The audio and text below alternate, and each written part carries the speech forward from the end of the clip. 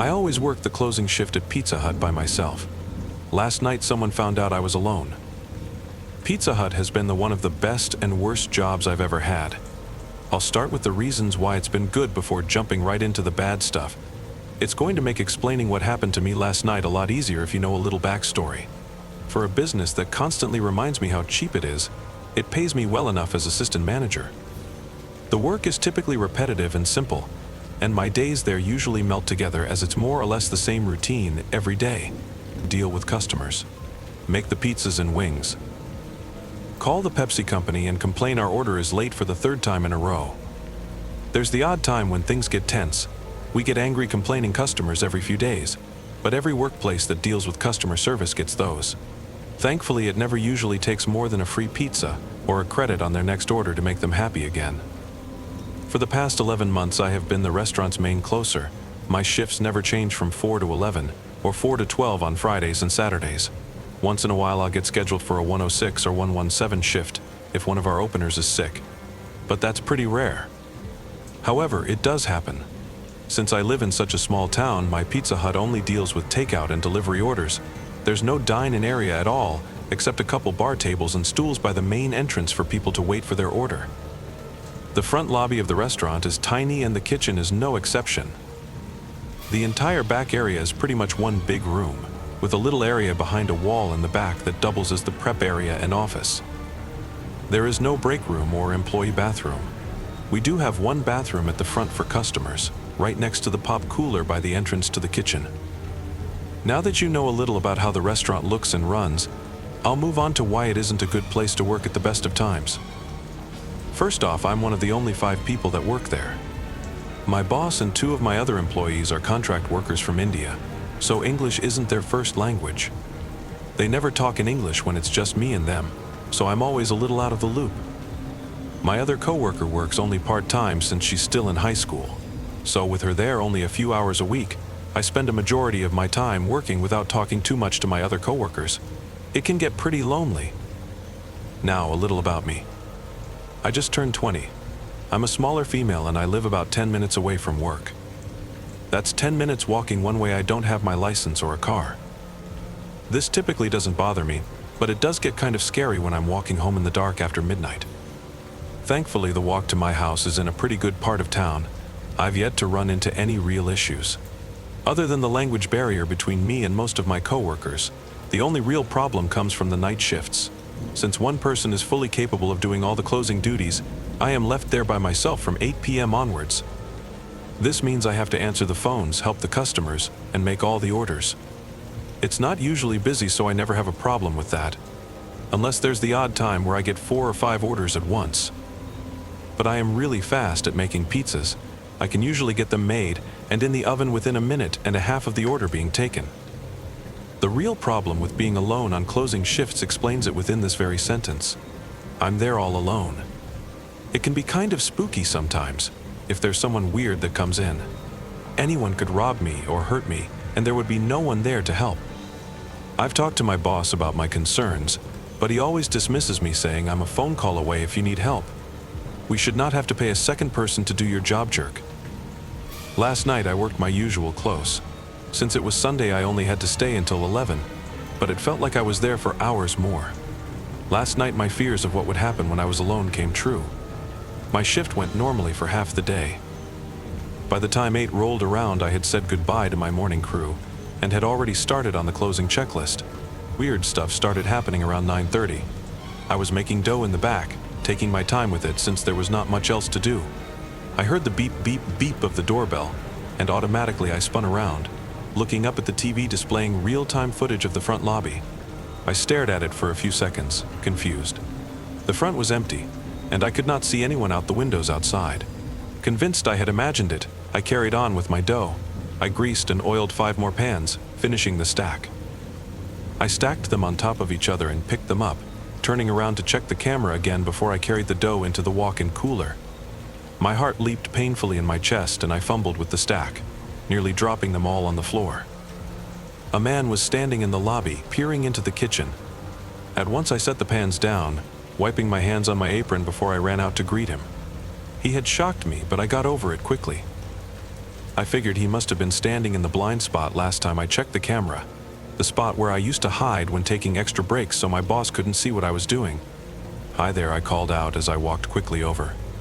"Sorry about that, I didn't see you come in. What would you like to order?" "I didn't see you come in," the man repeated my words. "I didn't see you come in." I stood still for a second, not knowing what to say. I was getting a really bad vibe from this guy, and as he spoke it got worse. I tried to ignore it, convincing myself with little success that I was being silly. The man looked average enough, despite being very dirty. He was very tall and looked older than my dad. But he was dressed strangely. He was wearing a shiny light blue dress shirt tucked into gray stained sweatpants. His sweatpants were tucked into his socks. His hair was greasy and combed to the side. His pockets were stuffed with what appeared to be all the mints I had in the jar near the menus. He smelled like he hadn't had a shower in weeks.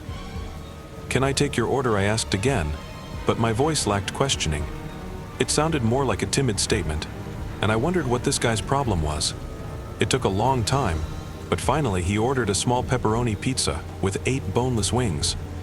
I rang his order in quickly, happy he had finally said something. I couldn't help notice the way his mouth moved when he talked. It went just straight up and down like a doll. He didn't have any teeth and his breath nearly made me gag.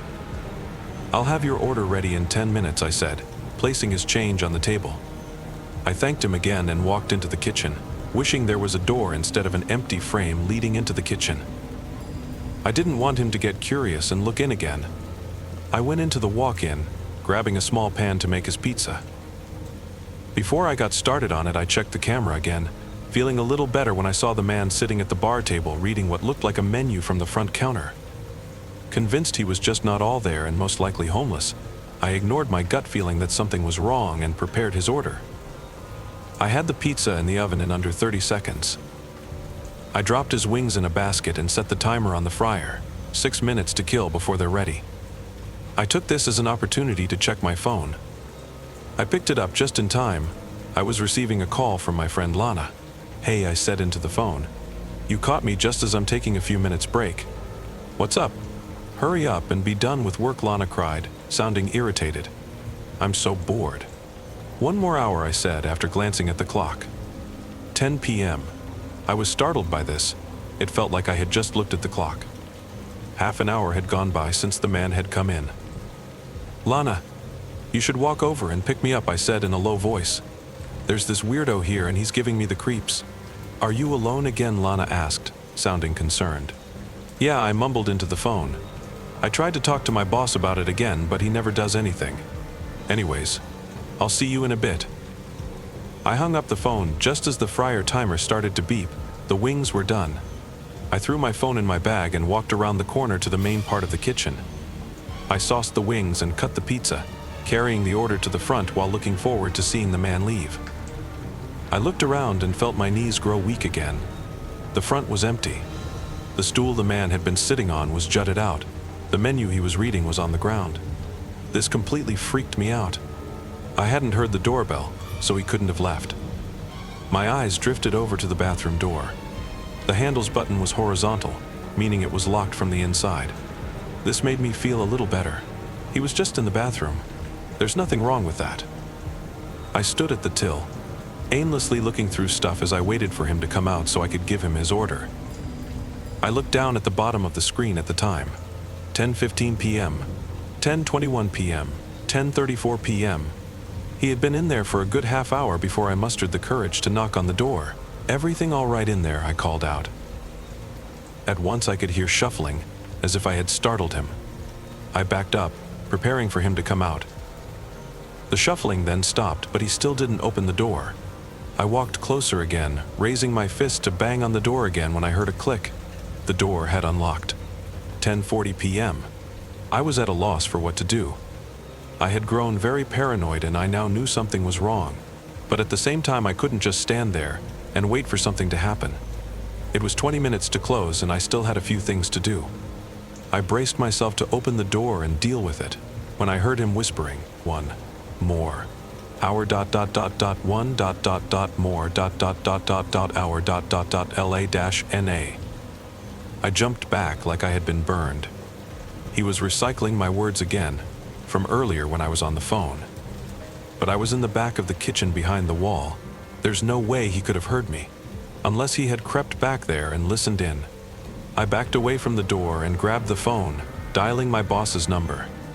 My hands shook as I struggled to press the buttons. Bright lights suddenly distracted me, and I looked up to see a car pulling into the parking lot. I thanked my lucky stars as two people got out and walked towards the restaurant, holding hands. However, seconds before they could open the door, the bathroom door creaked open. My heart pounded as I looked over, not sure what I should prepare myself to see. The man looked the same as before, except covered in sweat, and he was panting like a dog. His hair was sticking up everywhere, like he was pulling on it. Beep, beep, beep. The couple walked in, looking curiously at the giant menu a few feet over my head. As I turned to look at them, the man suddenly leaped forward, making me scream and jump back. But he didn't touch me. He grabbed his order sitting on the counter, and then bolted out. And I mean bolted. He ran like someone was trying to kill him, across the highway and into the neighborhood beyond. The relief I felt when he was finally gone was explainable. I was nearly laughing when I took the customer's order, so dizzy I could hardly keep it together. I rang in what they wanted and raced to the back to prepare my last order of the night. 10:52 p.m. With the customers in the front, I felt comfortable enough to look out the windows and make sure the man had not returned. It was dark, but I could see enough, and after a good few minutes of checking things out, I decided it was safe to say he was gone for good. I was also starting to wonder where Lana was, and hoped she hadn't run into the creep. 10:57 p.m. I brought out the customer's order, and they thanked me, leaving me no tip, but I wasn't expecting one after they saw me scream as the man grabbed his order. As soon as they drove away, I turned off the open sign and raced to the back to grab my things. I put my jacket on and went to the back area to turn off the computer system, realizing I forgot to check the bathroom to make sure the man hadn't done anything weird in there. I dismissed the thought. I wasn't going to spend any more time here than absolutely needed. I've had enough for today. The computer made a few beeping sounds as the entire system shut down, and the light above me went out like it's supposed to. The only thing on now was the security camera, and I glanced up at it, hoping to see Lana walking over. Something bothered me about what I saw. The front was empty and dark, but I could still see the shapes and shadows of things. There was no one inside but me. I used the master switchboard next to the computer to turn the front light on, and I nearly had a heart attack. The man was standing outside the door, not moving and staring in through the glass. It's hard for me to remember everything that happened next. All I can recall is running into the walk-in cooler and locking myself in as I called the police from my cell phone. I remember crying as I tried to recall to them what exactly had happened. They drove me home and promised to keep a lookout for him, but that didn't make me feel much better. I felt like they didn't entirely believe me, but I was sort of expecting that. I went to work early the next morning, still terribly paranoid even though it was the middle of the day with lots of people around. I was going to tell my boss I couldn't work nights anymore, starting now. There's no way I'd put myself through that again. I opened the door and my coworker gave me a grim look, looking not at all pleased as he motioned for me to look over at the bathroom door. It was covered in caution tape, with a giant sign that read out of order. I asked everyone I worked with what happened in there, but no one gave me a straight answer. I'll never know how to fully explain what happened last night. I feel somewhat safe knowing I won't have to work alone ever again, but one thing has been bothering me since it happened. Lana walked here to pick me up, and that man was outside. I've been calling her all day. Each time it goes to voicemail. Update. Hi everyone. I've been reading all your comments and have been answering them the best I can. Now I am going to give answers to the two main questions: what happened in the bathroom, and what happened to Lana. I was hoping to get a concrete answer about what was found in the bathroom before I update, but it's growing apparent that it may be a while before someone tells me just what exactly was all discovered, if they even tell me at all. I got the most information out of my boss, who talked to me for a long time today about the other night's events. He ended up looking over the security footage from when the man was in the restaurant and went over with me what he saw. He told me he watched the man sneak into the back when I was on the phone, getting very close to me. He said if I had done so much as turn around, I would have saw him. I was told there had been paper towels stuffed into the toilet, the entire roll by the sounds of it, The cardboard cylinder was found stepped on the floor. I didn't see anything too strange about this, and I asked why everyone was being so quiet about it. I was told afterwards that there had been blood covering the paper towels. There was a smeared bloody hand print on the toilet seat. I don't know what to make of this. I don't understand where the blood came from. There's another factor that's being left out of everyone's explanations, and I'm hoping that once this settles over, people will give me the last piece of the story. I have a feeling that they aren't telling me for my own good. Blood and wet towels everywhere is disturbing enough. Lana has finally made contact with me. It's not the kind of contact I was hoping for, but at least it's something for now. I got a text from her a little over half an hour ago. It read, "Sorry 9, I missed your call." I don't like that text. It doesn't sound like her. Lana's the type of girl that uses exclamation points in every message and always uses proper grammar and capitalization. That aside, I just think it's a weird thing to say. I called her tons of times. Not just one call, maybe I'm reading too much into it, but I'm getting so paranoid I can't help it. I'm walking to her house after I post this. I really hope it's just paranoia making me so worried.